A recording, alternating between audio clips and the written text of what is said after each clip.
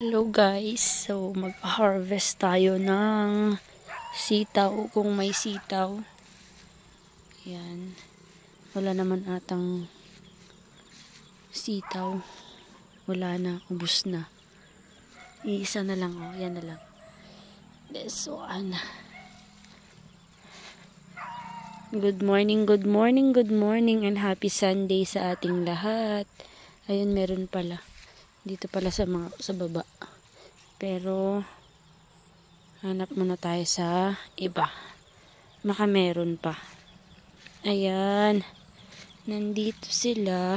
Gulat pa ako. Kala ko ano yan, oh. Kikita nyo yan. Kala ko ahas yan. Ayan. So mamaya tayo mag-harvest. Ito po ang mga sitaw. Ito ang maganda dito sa probinsya kasi pwede kang magtanim ng mga gulay-gulay. Yan, libre na yan.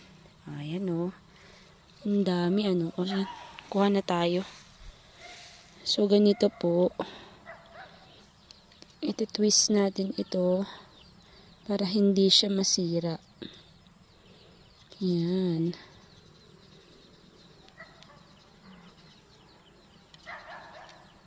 Ay na, ang hirap. Ayan, may bayabas din tayo dito guys. Malaki na to dati. Kaso, nung bumagyo, naputol. Kaya ayan. Buti na lang, may panibago siyang mga sanga. Ayan, so, ito na yung nakuha nating mga sitaw. So, dadagdagan pa natin. Ito pa oh. Ang dami dito guys, oh. Tingnan nyo naman.